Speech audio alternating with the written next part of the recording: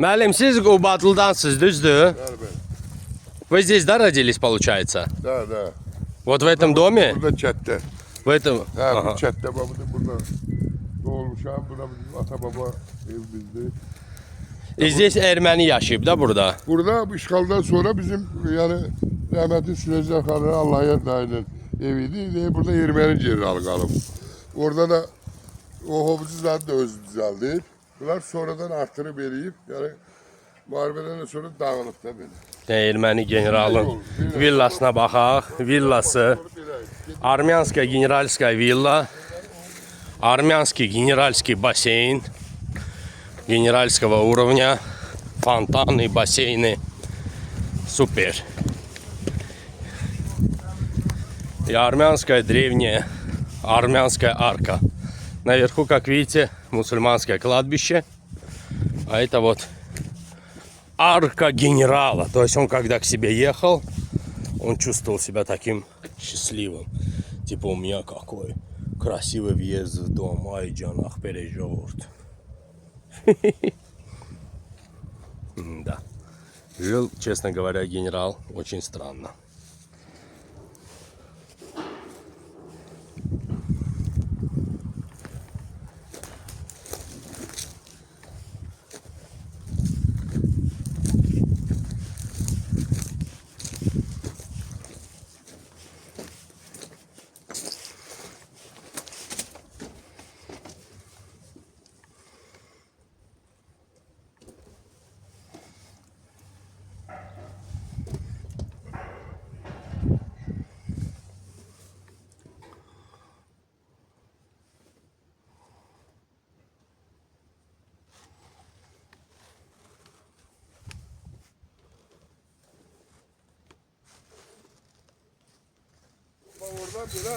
Müəllim, əsas deyin bax sizin hisslərinizlə 30 ildən sonra bura qaydanda. Ben yani anlasam şimdi bundan 400 sefer geldim. Yani tane baba yurdudu da tam dağılıb. Bizde 4 alttan 400 tane ev vardı. Yani dağılıb buradan kapının altında böyle zavod. Şahsen bizim kapıya 20-30 maşın yerleşmeye yeri vardı. Bak bu da kanalın altı.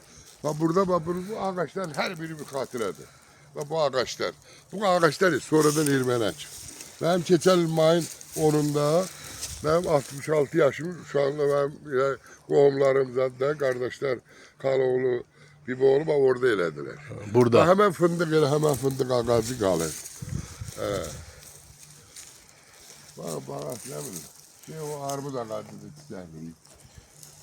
Böyle hatıralar bu kadar. O koz ağacı tutan kuruyor. Вот такой вид из окна здесь его вилле на старинное кладбище. Растительное масло автом.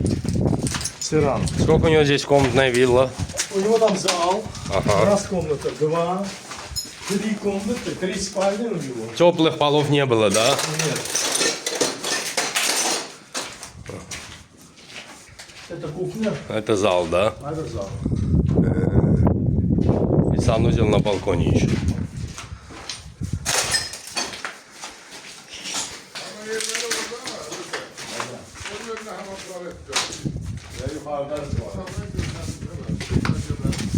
Hemen oraya girmişim kardeş. Orada girmişim ben. Bu.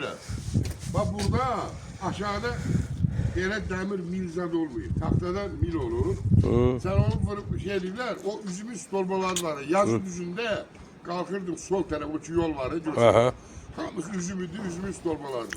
Hemen üzüm stolbalarını getiriblər, turbaları koyup şey eləyiblər, beton döküblər böyle. Belə olmuyor. Burada, bizde evvel tahtadan. Yasemen.